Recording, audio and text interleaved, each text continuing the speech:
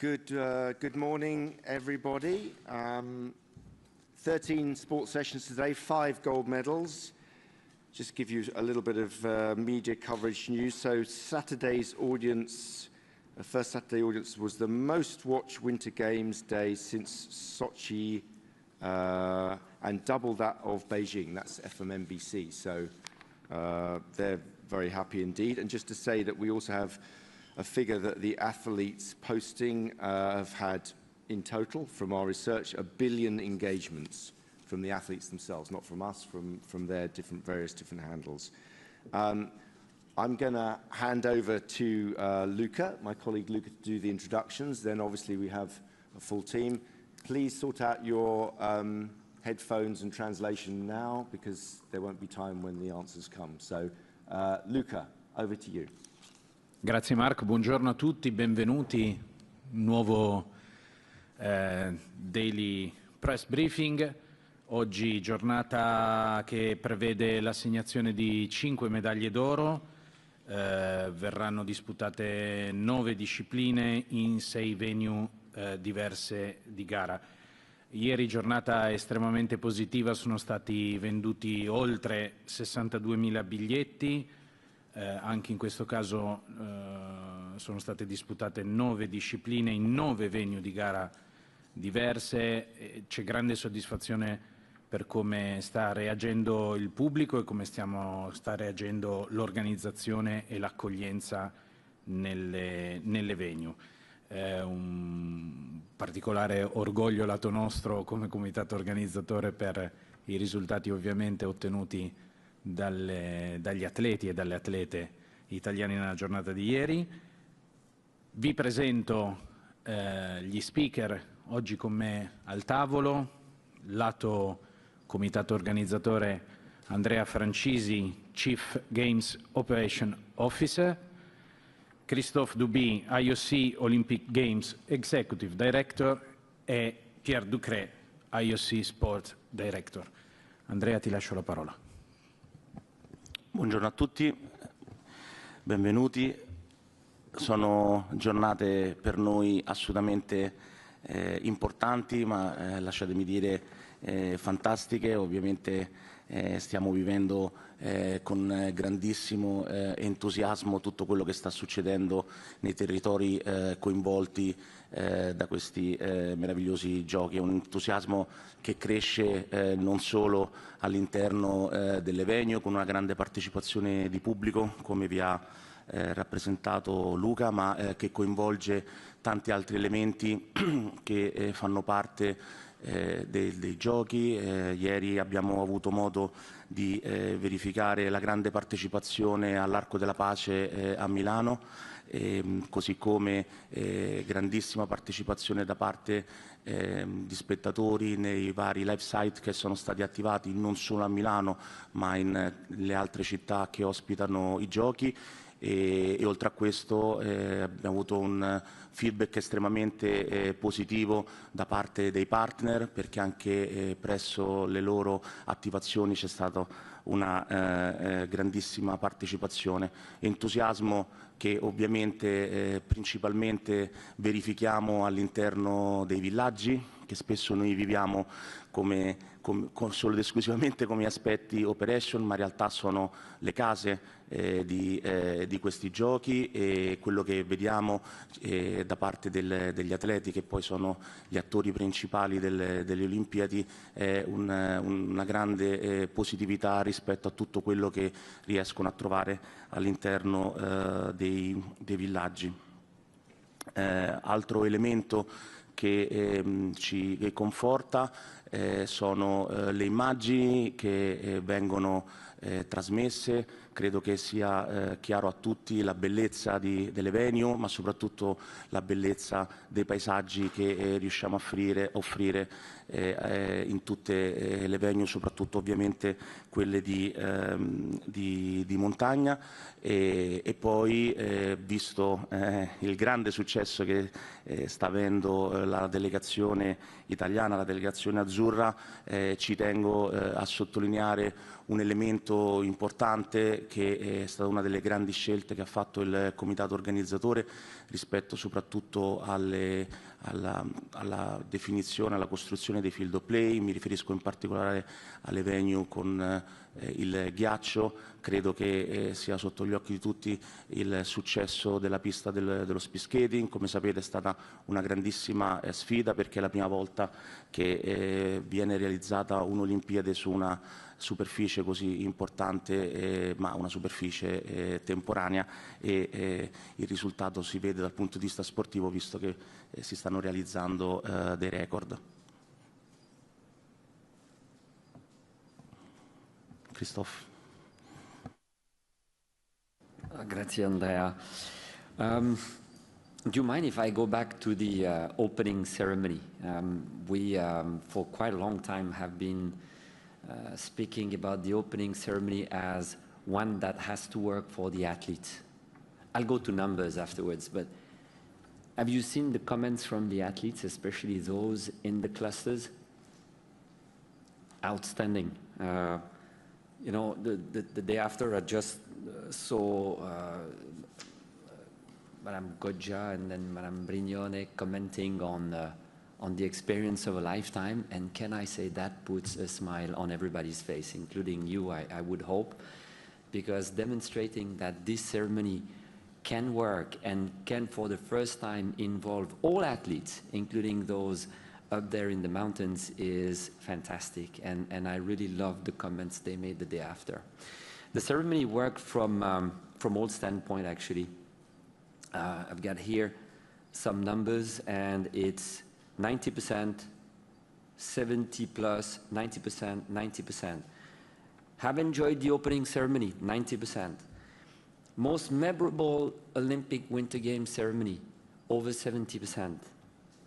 Inspired to follow the Milano-Cortina, 90%. And finally, and for the Italian journalists, the pride of the ceremony is reflected in the fact that 90% of the audience said this was very Italian. It reflected the Italian spirit. So that was a great way to start on the Friday. Then we had a huge weekend of sport.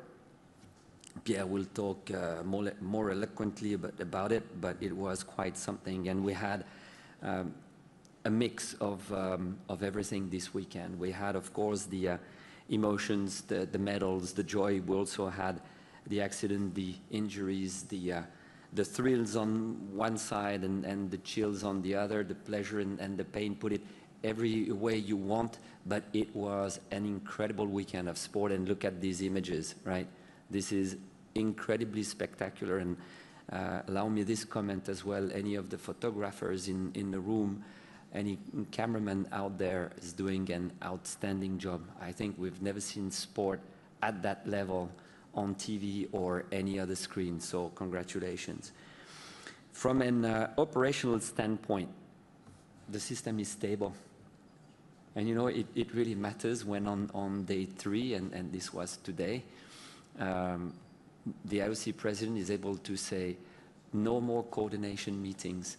It's pretty rare that it happens day 3, and that allows everyone now to attend to what we're here for, which is sport. So congratulations for this team. That being said, it's not without problems, huh? Okay, we don't have any systemic issues.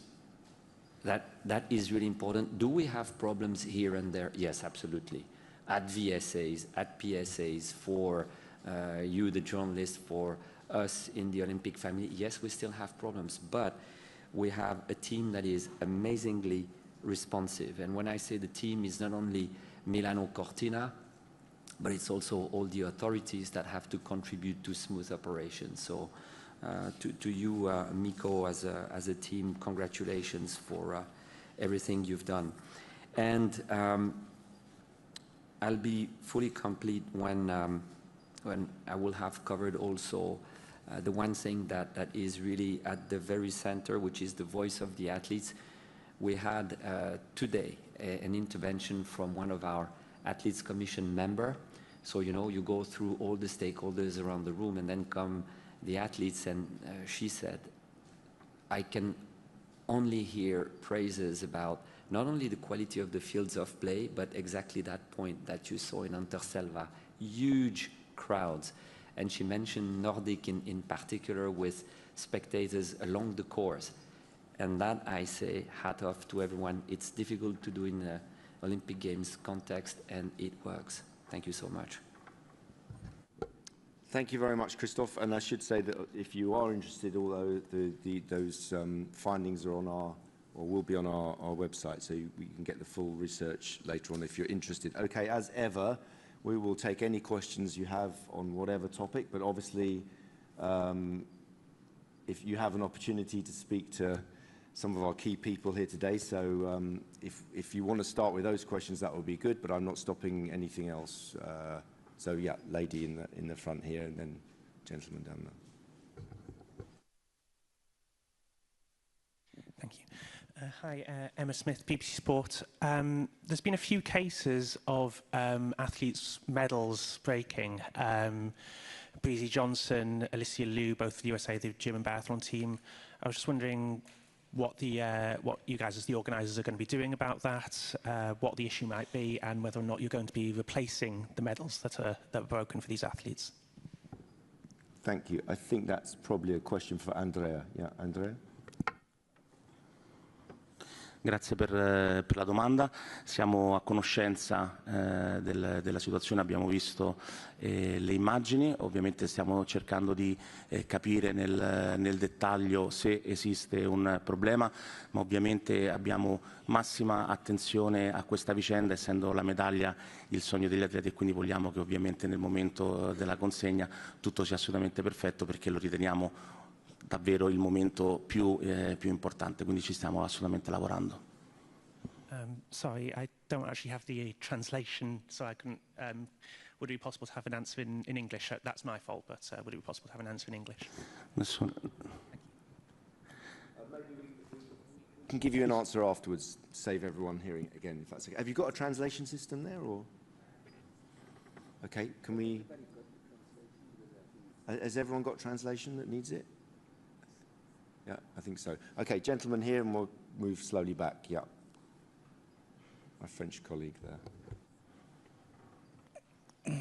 Bonjour, merci Marc. Je vais poser ma question en français. Bruno Fraioli de sportbusiness.club. Concernant les billets, vous avez parlé des billets. Pouvez-vous nous faire un point aujourd'hui? Combien de billets vous avez vendus aujourd'hui sur l'ensemble des Jeux? Et par ailleurs, félicitations pour l'équipe d'Italie qui effectivement décroche beaucoup de médailles. Ce n'est pas encore le cas de la France, ça va l'être.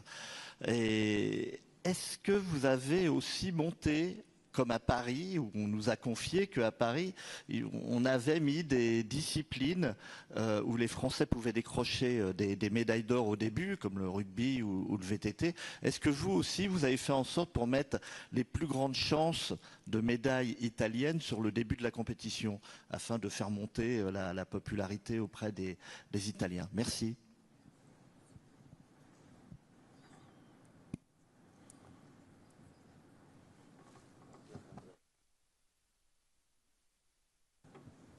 Buongiorno, grazie per le domande. Allora, per quanto riguarda la biglietteria, come abbiamo detto prima, è davvero un grandissimo successo. Sono stati venduti, per dare un numero preciso, 127.000 biglietti nei primi 3 giorni di competizione, e invece il numero complessivo si aggira intorno al 1,2 milioni, quindi è un grande successo che ci permette di poter affermare che nella maggior parte dei casi abbiamo il tutto esaurito per le varie sessioni. Okay, let's go back to Reuters there. Just Carlos in the front here. Ah. There was a second question. Ah. Which was for? Which was for the disciplines at the start. Yeah, so.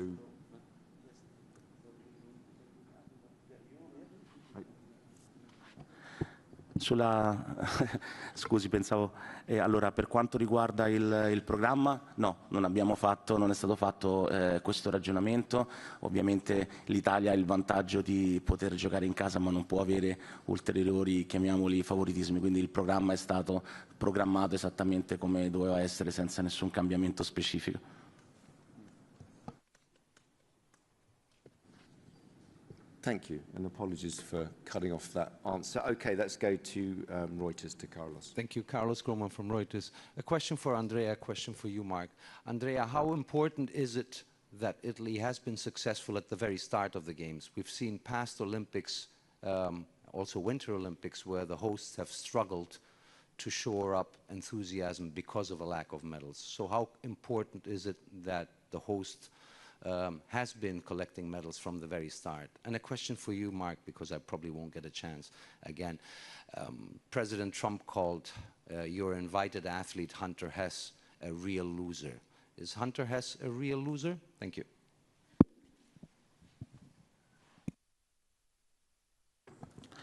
È importantissimo, ovviamente il successo degli atleti italiani, degli atleti azzurri contribuisce a far crescere l'interesse, ma come ho detto prima soprattutto l'entusiasmo nei confronti di questi meravigliosi giochi, quindi ovviamente più medaglie vinceremo e sono sicuro che più avremo successo con i nostri concittadini. Thanks. Carlos, it won't surprise you to know that I'm not going to add to the should we call it, discourse.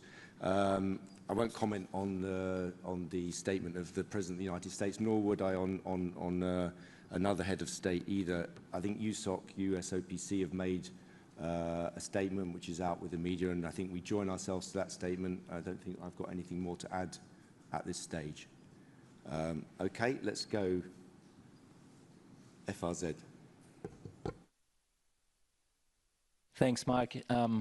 Sorry to follow up on Carlos' questions and try one more time, but it seems like the host of the upcoming Olympic Games is making the allegiance of athletes of his country to his political program the basis for his support or his allegiance, I suppose. I don't know the exact term, his support, let's say. Is that something that concerns the IOC? Because obviously this would seem to run somewhat contrary to the assumption of a neutral games and support for not only athletes from America in that case, the host country, but potentially athletes from all over the world. If you're not with Donald Trump on political standpoints, then he's not happy for you to compete, I suppose. That's how I read his message. Is that something that the IOC has to consider and in dealing with his administration? Thanks. As I say, I'm not going to add to the discourse because I don't think it's very helpful to heat up any kind of discourse like that. What I will say is what I said the other day, that we have a very good, and not only us, but the USOPC have a very good working relationship with the administration, and that can only be a good thing for debate and discussion going forward and for delivering good games. And I think that relationship is always a key one in delivering games. But on this actual discussion, I don't have anything more to add. But I'm seeing Tariq, so maybe he wants to have another go. Yeah, Tariq Pan from the New York Times. Question for the Italian organisers. In terms of athletes who are targeted in this way, this is the President of the United States who's called an American skier, I think, a loser. That brings a lot more focus on this particular athlete. When you have situations like this, does it change the security profile for an athlete like this who suddenly becomes, potentially targeted, suddenly a person in the news? Do you have to change what you were planning to do when things like this happen? And do you have contingencies for things like this? Thank you. Tariq, I will pass it over, but I would say we don't talk about security issues in public, so I think it's very unlikely that Andrea... Andrea, you can, yes, you Andrea, can ignore Mark if you like. It's okay. Grazie per la domanda, ma in realtà ovviamente noi prestiamo attenzione a tutte quante le varie vicende, ma non ci sono situazioni che determinano necessità di ulteriori e particolari attenzioni. Abbiamo un sistema di sicurezza per tutti gli atleti, ai villaggi, nei loro trasferimenti e nelle venue, quindi il sistema, come è stato anche detto, è un sistema stabile, quindi non ha bisogno di ulteriori incrementi. Poi quello che noi vediamo, rispetto a quello che ho detto prima, nei villaggi il clima è assolutamente sereno e da parte degli atleti e di grande entusiasmo, quindi non c'è stato per il momento nessuna necessità di rivedere alcun piano. Okay, let's go over if there's any questions on this side. Yeah. Deseret News, let's go to Salt Lake. Mark, Lisa Roche from Deseret News, Salt Lake City, Utah. I'm wondering if, in a more general sense, to address the issues raised by the U.S. President, his attitude toward players that do not seem to support the views of his administration, I'm wondering if you have a larger message as the IOC, and perhaps Miko as well, to the fans in the world, in the US, but in the world in general, about mixing politics and sport. Should we all be rooting for all of the athletes to do well? And should we be looking at this event through a political lens in any way? Thank you so much. In general, I think in general, clearly, I'm not going to tell spectators how or why they should consume the games. Obviously, as the message of the opening ceremony that our president gave and that the president of Milano 2026 gave was that these games are about bringing people together in peaceful competition, people from very different backgrounds in peaceful competition, and that is something that people love about the Olympic Games from whatever background they come. So that would be my general comment, but I have nothing to add on this specific case at the moment. Yeah. Oh, Andrea, yes. I nearly forgot. Grazie. Grazie.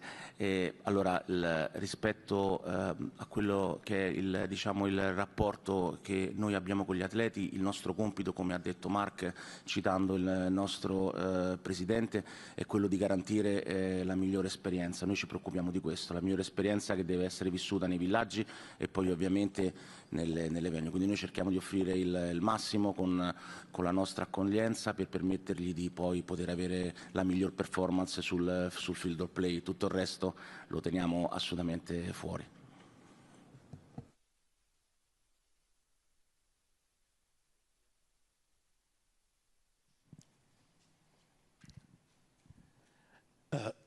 Andrew Costellum, Sports Illustrated. Buongiorno a tutti. I wanted to ask, I know we talked about this the other day, but I wanted to ask about the drone cameras, because the public seems to be more and more captivated by this as we go along. And so I wanted to also ask about the way that athletes are responding to this. And also, you mentioned the other day that there was measures taken to make sure that this wouldn't affect their performance. So I wanted to delve more into those measures, if you could. Yes, thank you for the question. As we mentioned yesterday, I think obviously when you prepare the broadcasting of a competition like this, you spend quite a lot of time practicing, trying to test, including with some of the highest level athletes, to make sure that the distances are right, to make sure that the noise level is right, to make sure that there is the minimum level of disturbance. So that's something that we have worked at a lot to make sure that we can produce the images that you see, which we are very proud of and are really innovative when it comes to perceiving the action that we saw over the weekend, but making sure that it doesn't come in the way of performance. So it is an evolution, for sure. People are not used to see maybe the shadows on the field of play or to hear the noise. It's different, but the integration of the performance and this seems to us to be something we can absolutely manage and gives the result that we've seen over the weekend. So we're very happy with it. And if you want a bit more detail on the kind of technical side of things, I think we have Yanis Exarchos, who's in charge of Olympic broadcasting, will be coming on the 18th of February, I think. Happy to talk to you about how that's kind of evolving, because it's an evolving technology still. Yeah, there's a gentleman at the back here who wanted to ask a question. Thank you. Ian Axon from Reuters Television. On the Lindsey Vonn crash yesterday, I don't know who's best placed to answer, but first of all, did the rescue operation go as quickly and as smoothly as expected? And then it's ignited a debate as to whether athletes should be competing if they're injured. Are the IOC sort of satisfied that enough is being done to protect athletes from themselves? Yeah, I think that's one for Pierre again. Pierre? Yes, thank you for the question. First of all, obviously our thoughts are with the athlete and with this tough injury, but I think it's clear in the downhill we give athletes opportunities to train to make sure that they are able to go down the slope in the way that it should be for all the athletes. So that happened. She was able to train and made the choice with the excellent team that she has to take part. So from that point of view, I don't think we can, say that she should or shouldn't have participated. This decision was really hers and her team to take. She made the decision, and unfortunately it led to the injury, but I think it's really the way that the decision gets made for every athlete that participates to the downhill. Can go as quickly as, I mean, you can answer, but I mean, they got there very quickly. But yeah, I mean, maybe it's even for Andrea, but I think for Lindsey Vonn, as for all the athletes that had falls on that day, I think we could be very happy with the level of response and how the situation was handled. Yeah, I think that. Sì, grazie. Allora, ovviamente come comitato organizzatore, prima di tutto ci uniamo anche noi all'abbraccio nei confronti dell'atleta e del momento che ovviamente sta vivendo. Per quanto riguarda le operazioni, abbiamo assolutamente rispettato quello che è il protocollo in queste situazioni, credo che questo sia stato visibile a tutti, e quindi noi abbiamo per ogni disciplina un piano previsto per la tutela e la salute degli atleti, che ovviamente di nuovo è uno degli elementi centrali delle nostre attività.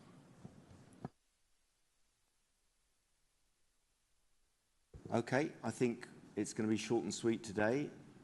We have a question from our games spread out in the mountains. So, yeah, please. Here first. Gentleman here, and then, yeah, thank you. Thanks, Mark. Federica Veni from La Repubblica. I think this is best place for Andrea. You spoke broadly about the ticket sales over the last few days, but she asked, do you have any numbers specifically for tickets sold at the ICE venues?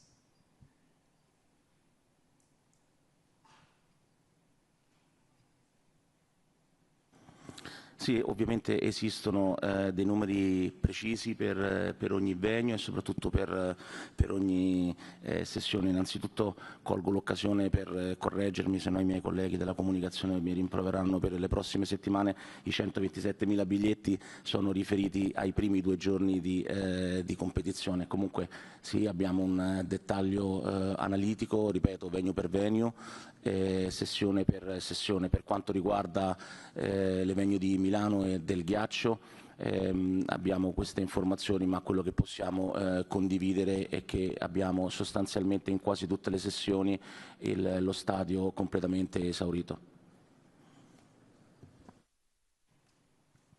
Okay, I think we're going to do final question here, yeah.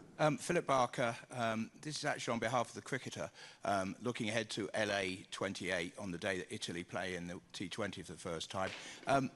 Pierre, it's for you. The T20 qualification process, where are we on that? Because we've been promised that that will be announced, and I've seen nothing on ICC, nothing, what's happening with the qualification process for cricket in 2028? And where are we, please? Yes, thank you. That's a change from the discussions of today.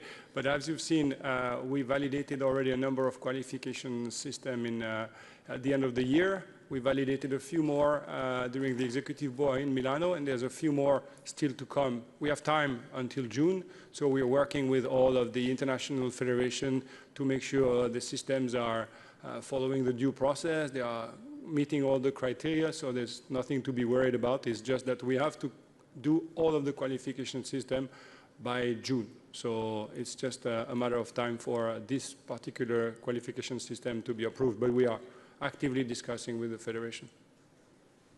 Thank you very much, Philip. We always have time for questions on cricket at the Winter Games, so thank you very much for that. Yeah, I think there's a final question at the back there. No? Okay, we're done. Thank you very much. We have a surprise guest tomorrow. It's such a surprise, I don't even know who it is. So we will bring you one of our team tomorrow to discuss a particular issue. But thank you very much to the top table. Thank you very much, everybody. Thank you, Mark.